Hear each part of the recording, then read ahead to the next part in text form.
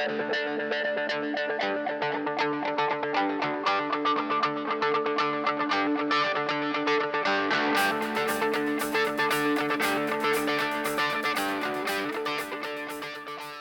folks, today we're taking a look at a card game for 2 players called Strife, Legacy of the Eternals. Very forgettable name, but nicely packaged. It would appear to be a high quality product. Is the game any fun? Let's take a quick look at it.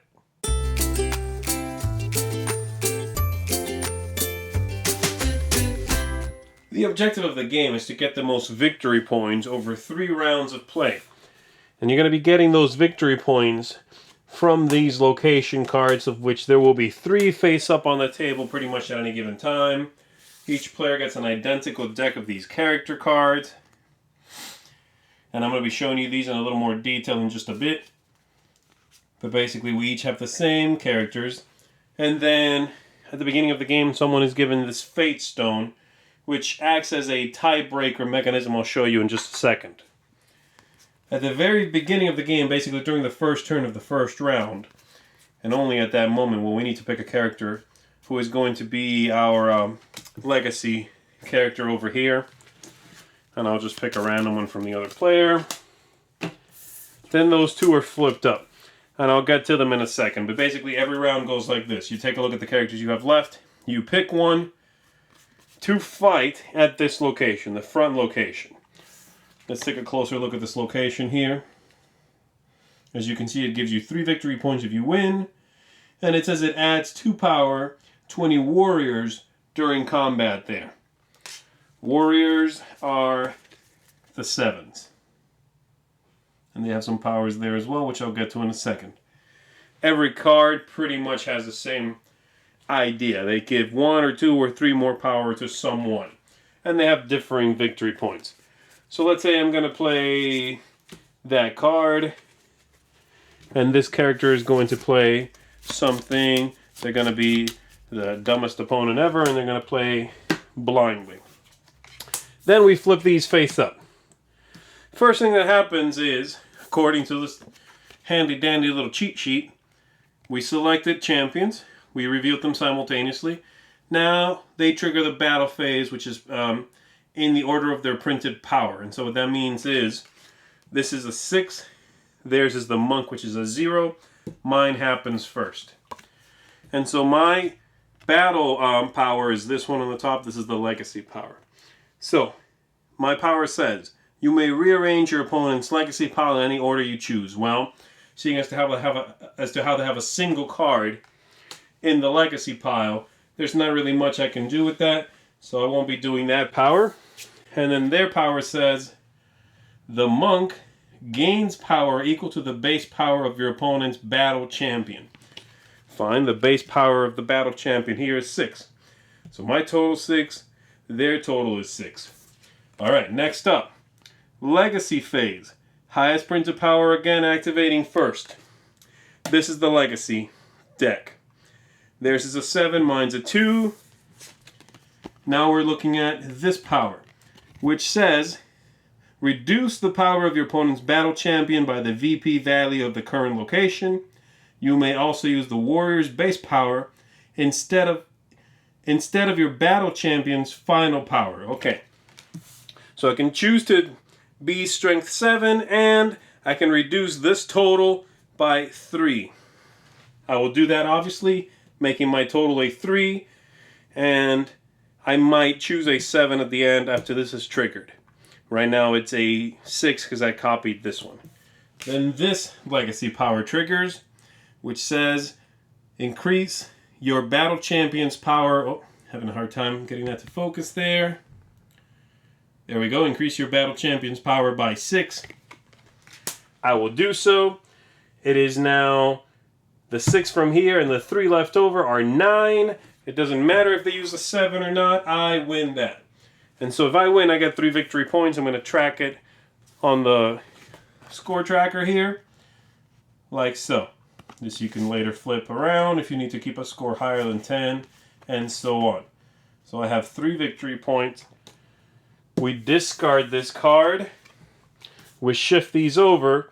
We flip over a new location, And the character that we just fought with becomes the new legacy character and gets discarded on top of the legacy pile. And it gets discarded like so that you see everything that's been used so far. So you have perfect information of what's happened so far. And so you continue doing this. Again, we pick a character each, we play it, we compare battle powers, we compare legacy powers, then we do combat phase, which I did, then cleanup, which I did, and you continue doing this until both players are down to a single character in their hands. Once that's done, and everybody else is here in the legacy pile, then you pick all these up, they become your new hand, and this one becomes your new legacy pile. You shuffle up all the locations, make a brand new deck, play again. That's round 2. Then you do it again, that's round 3. And then you see who has the most victory points, and that player is the winner. The way the Fate Stone works is, whenever there is a tie for anything in the game, whoever's holding the Fate Stone here loses. However, you can choose to not lose and give the stone to your opponent, and it clicks up by 1. So it goes to the next number. And then later on in the game, if that player would lose a tie, they can either lose it, or they can say, well, I'm not going to lose it. I'm going to give you the Fate Stone back and increase it by 1. You continue to do this, and at the end of the game, whoever's holding the Fate Stone is going to get as many victory points as the number shown on it. One more thing I want to show you is these special location cards are included in the game, and you can choose to play with them if you'd like to. The way it works is you are going to be shuffling 2 of these special locations into the deck of location cards, and they basically give you a special power for the very next round to whoever wins them. So let's take a look at a couple of them here. This one, the Dark Woods Abyss. They're always 1 victory point. Those little symbols tell you that it's one of those special cards. And this one says at the beginning of your legacy phase, you may rearrange your legacy pile. And so whoever wins this on the very next round can do that power. Let's see here. This one is something unpronounceable. And it says at the beginning of the combat phase, your battle champion gains 3 power. Okay. This one, the Grove of Colmares. At the end of the combat phase, after combat has been resolved, you may double the VP value of the current battlefield. So if you win, you can double it. And so there's all of these. Again, you would just pick 2 of these. You would shuffle them into the deck as normal. You would discard 1 location card from the deck. And then you continue playing. Whenever these come up, you win them. You get the power as well as the victory point. The game is over either when everybody's down to 1 single character or these locations run out. So it is important to not have the number of locations be too disparate from too off of what it is in the base game. Yet another way to play is with these event cards. And the way these event cards work is you're going to shuffle them up. You're going to take 3 of these, and during each round of the game, you are going to flip one over, and it's going to affect that round in some way. So let's see here what we've got. This one, Stifling Veil of Fog. It says all battle abilities are resolved at the same time, ignoring base power levels. The Fate Stone breaks all ties as normal. Wintry Tempest. No abilities or effects may be used that would change the location of the battle during the turn. Basically, some of the powers in the cards let you choose one of the other 2 battlefields face up, and this one prevents that. This one, Glory of Spring.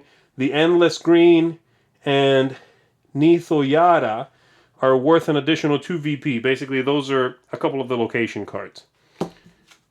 This one says all human battle champions gain 2 power.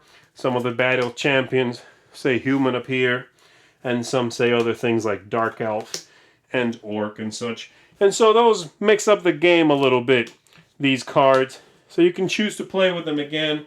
You would have 3 of them, and one would take up an entire round. As I hinted at the beginning of the video, this game is a very well-constructed product. The tin's really nice. The rulebook well laid out, well done. I like the insert here, very simple, nice large format cards. The die is very well done. The only thing I have to say I do not like about it is the fact that they have these gorgeous large format cards and yet the text is really tiny on there. That's not cool. That needs to be bigger.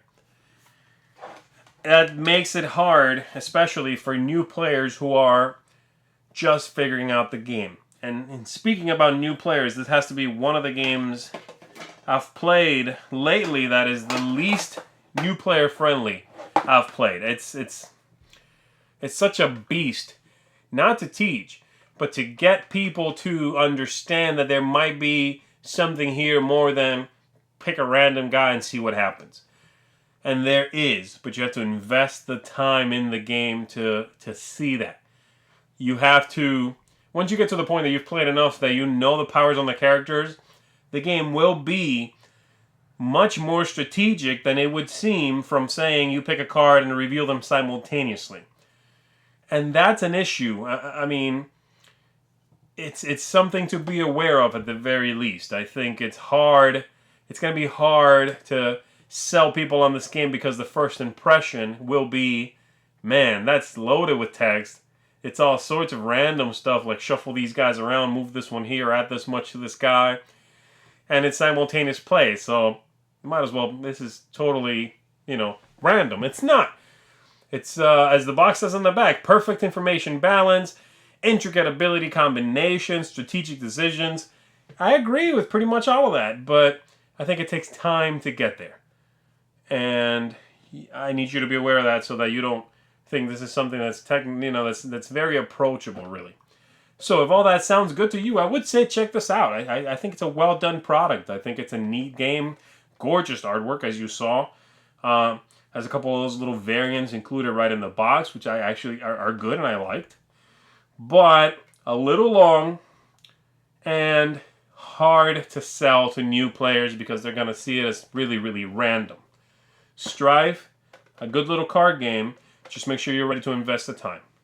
Thanks so much for watching the Dice Tower videos. Find more great videos and reviews as well as our top-rated audio podcast at Dicetower.com. You can also find other great shows at Dicetowernetwork.com. I'm Eric Summerer, and you've been watching The Dice Tower. The Dice Tower is sponsored by Cool Stuff Inc., where you can find great games for great prices. Cool stuff in stock. Check them out at CoolStuffInc.com.